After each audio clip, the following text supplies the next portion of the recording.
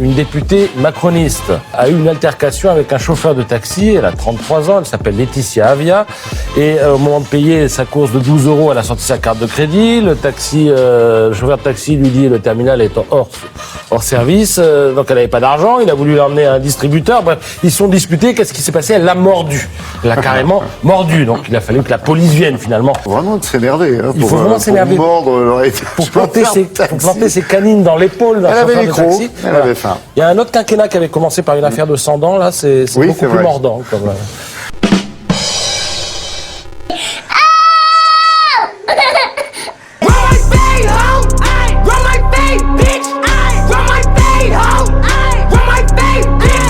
Elle avait les crocs, elle avait faim.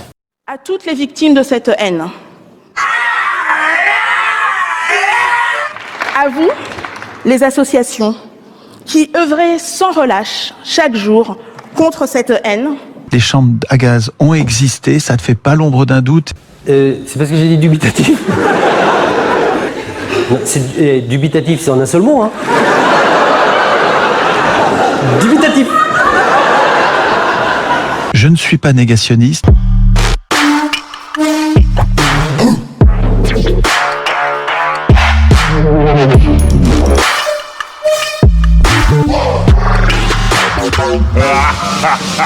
Dubitatif, ça veut dire que je suis dans le doute, enfin, c'est tout. Parce qu'il n'y a pas de doute, il n'y a aucun doute là-dessus. Le doute m'habite, voilà. Pour moi, la Shoah, c'est évidemment l'incarnation de l'horreur. C'est une indignation, c'est révoltant, répugnant, scandaleux. Est-ce que tu as un doute, toi, personnel, sur l'existence des chambres à gaz? Tu crois que j'ai envie de répondre à cette question? Non, c'est pas du tout obligé. J'ai pas envie de répondre à cette question. J'avais l'intention d'oublier ce gros problème que j'ai eu. C'est pas bien passé comme je l'ai voulu. Nous nous battrons pour tout notre pays, surtout à tous les Français. Voilà, on dirait c'était comme si qu'il n'y avait rien changé hier. Et à vous, mes chers trolls.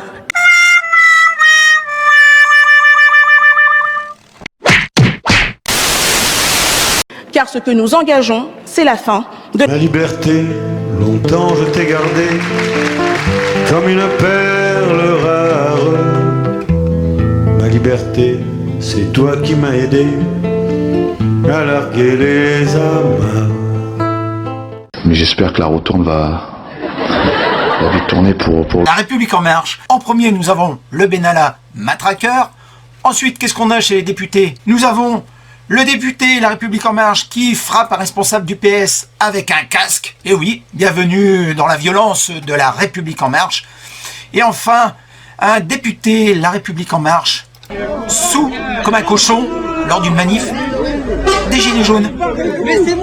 Je reviens sur Laetitia Aviva. Pour planter ses canines dans l'épaule. Et oui, c'est la même Aviva qui a été accusée d'avoir mordu un chauffeur de taxi dans Paris. Elle avait les crocs, elle avait faim. Écoutez bien ce qu'elle dit pour les smicards. Si on cumule les mesures prises, notamment pour les travailleurs, un travailleur au SMIC, c'est un 13e mois en plus. Et s'il avait déjà un 13e mois, c'est un 14e mois en plus. Si on cumule les mesures prises, notamment pour les travailleurs, un travailleur au SMIC, c'est un 13e mois en plus. Et s'il avait déjà un 13e mois, c'est un 14e mois en plus. Elle affirme à une heure de grande écoute que les smicards, grâce aux mesures de Macron, eh bien, ils auront un 13e et un 14e mois.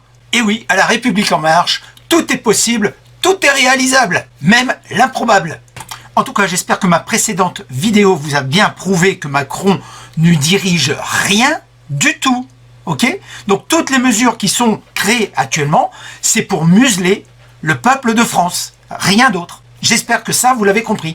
C'est un honneur pour moi d'être devant vous. Vous le savez bien. Je suis uni à votre histoire par d'innombrables liens. Je ne sais pas vous décrire comment je le ressens. Je le ressens.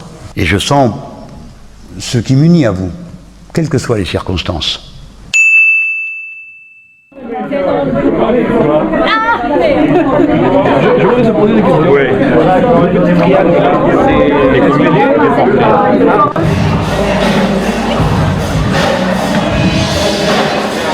Madame, bonjour.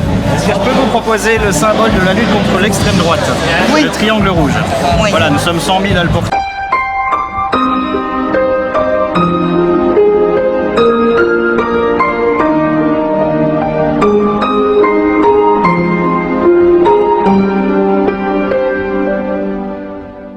me suis payé un beau chapeau pour avoir l'air bien comme il faut.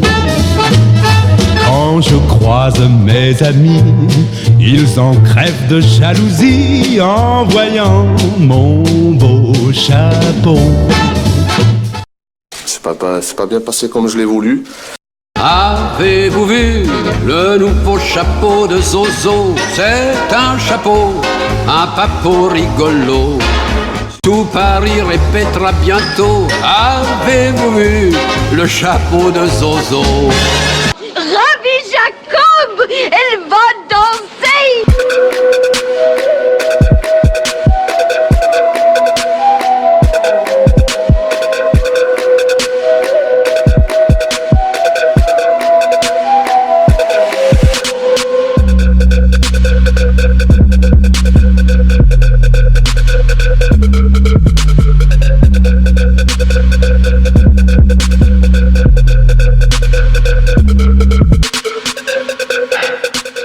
Je croyais que tout le monde mentait. C'est dans le mensonge que la vérité commence. Méditez cela. Ça ne veut rien dire, non?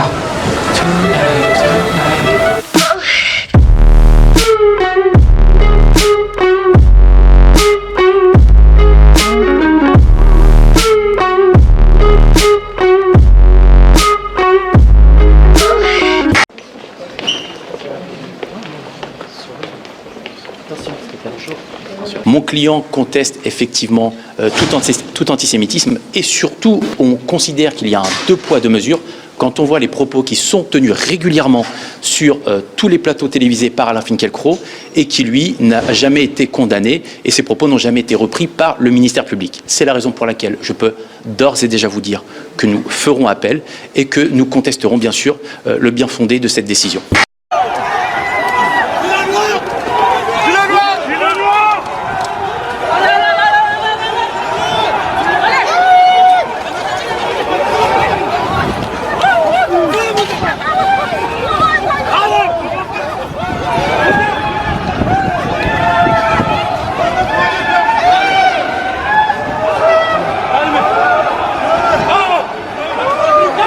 Peut-être même un peu on a abusé. Peut-être si. Le président russe avec un entretien. Et dans cet entretien, on retient une phrase alors qui est particulièrement détonnante. Je la cite. Les idées libérales sont devenues obsolètes car elles sont entrées en conflit avec les intérêts de l'écrasante majorité de la population. On croirait un gilet jaune. Les Russes disent libéralne et si vous voulez traduire ça en français, ça veut dire gauchiste. En fait, c'est péjoratif. Et ce à quoi il fait allusion, c'est à la politique migratoire et à la politique homosexualiste, essentiellement des puissances occidentales. Et alors, en ce qui concerne la politique migratoire, c'est d'ailleurs pas la première fois qu'il le dit. C'était ces invasions non contrôlées de populations qui viennent, et notamment ça aussi il l'avait déjà dit, suite aux guerres déclenchées par les Occidentaux, que ce soit contre la Libye ou que ce soit contre la Syrie.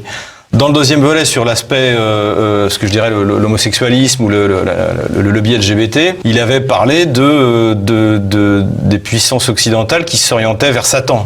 Il avait nommé de manière eschatologique le mal, d'où venait justement le fait que tout soit complètement inversé, que les valeurs soient inversées, et il avait accusé l'Occident de ça. Je fais la transparence sur mes revenus. C'est 9 500 € net par mois. Je suis évidemment très attentif à ce que toutes les explications soient données. Il y avait des vérifications à faire. Je suis tout prêt à m'y livrer et s'il y a eu des erreurs d'appréciation de ma part, je serai tout prêt également à les corriger. Ça fait partie, c'est normal. Omar le pacha de la mer, Omar le bleu. François démission, François démission, François démission. Du homard, moi je n'aime pas ça, je n'en mange pas. J'ai une allergie, j'ai une intolérance aux crustacés, aux fruits de mer. Je n'aime pas les huîtres, je ne prends pas de champagne. Je déteste le caviar. Le champagne, ça me donne mal à la tête. Il faut mettre fin à cette idée très répandue parmi les citoyens, et je les comprends, selon lesquels finalement les élus se font leur propre petit système et qui de fait seraient un peu privilégiés. coupable. Merci, État coupable. François, Guillaume pour tous. François. Mon ennemi, si je puis dire, c'est la défiance. Nous avons un sentiment de défiance aujourd'hui en France qui est très développé vis-à-vis des politiques en général et des députés. Nous reconstruisons un lien de confiance. C'était des dîners de travail informels. Il n'y a pas eu de dîner entre amis à l'Assemblée, assure le ministre. L'invitation avait un canal amical. Il n'y a pas eu de dîner entre amis. Ma femme et l'épouse de François de Rugy étaient amies, et donc l'invitation est venue par ce filtre-là.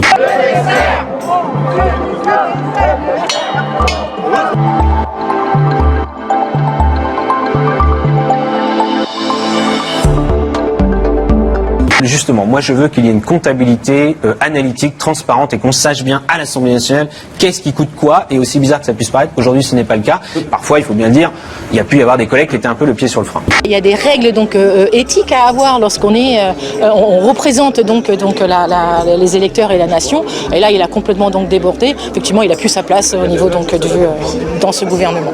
Mais ça montre à quel point il est complètement déconnecté de ce qui se passe sur les territoires. Et la preuve en est qu'il vient par rapport à ce projet-là, provoquer donc que tous ces citoyens qui se battent, qui essayent de proposer, faire des contre-propositions qui sont dans le respect du territoire, et c'est vraiment donc un pied de nez, et c'est juste scandaleux. Effectivement, il a qu'à retourner à Paris, démissionner et manger autant d'homards qu'il veut.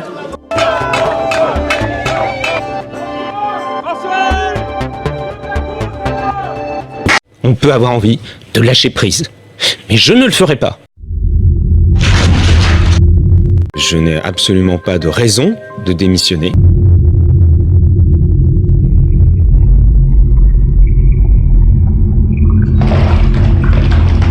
J'ai loué un logement suite à une séparation.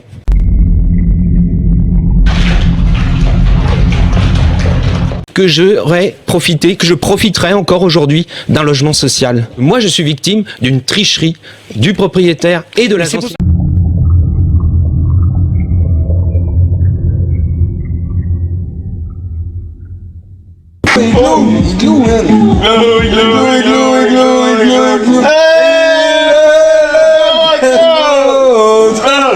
Il a vu ça bien comme les autres. C'est un triste spectacle aussi de voir ce ministre parler de son régime alimentaire en disant qu'il est allergique aux crustacés, lui et sa femme, et que le champagne lui donne mal à la tête. Alors il a dû en avaler des aspirines après avoir sablé tant de bouteilles de champagne lors des victoires écologistes qu'il a gagnées. Non, évidemment, c'est indécent, c'est un spectacle triste qu'on ne devrait pas avoir en France en particulier, parce que c'est pas nouveau. Enfin, de Rugy, c'est le homard qui cache le banc de requin.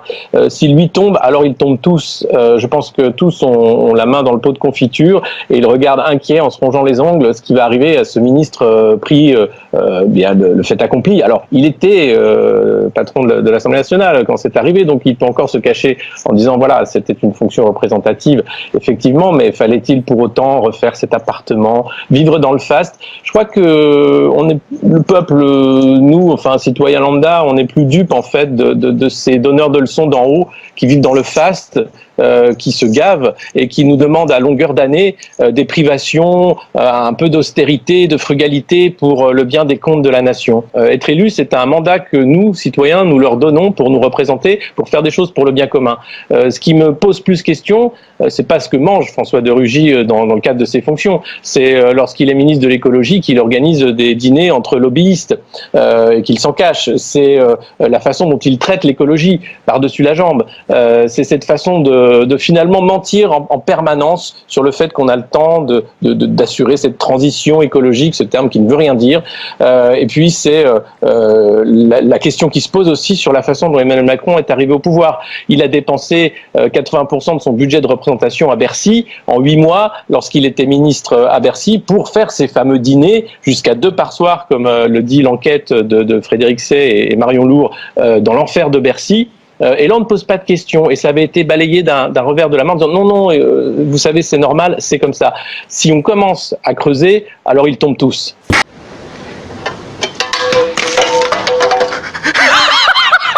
Alors ils tombent tous. Vous avez vu la façon dont a été traitée cette crise sociale des Gilets jaunes, par la violence policière, par la répression. Vous avez vu la façon dont le grand débat était une mascarade. On a fait croire aux Français qu'ils pourraient dire ce qu'ils pensaient. Eh bien non, c'était une organisation de la parole publique captée par le président de la République. Ce gouvernement, il est, depuis cette affaire Benalla où le mensonge a été organisé en plus haut point, et couvert par le parquet, et couvert par un système. En fait, la Ve République est malade.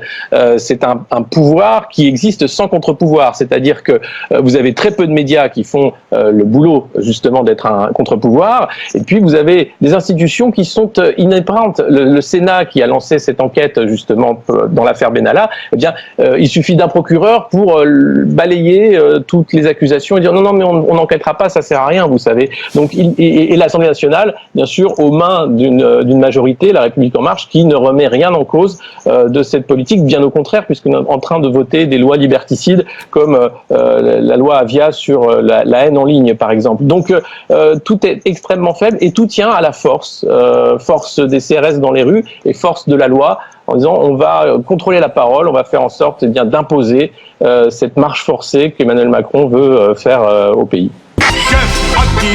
On a soif, on a soif.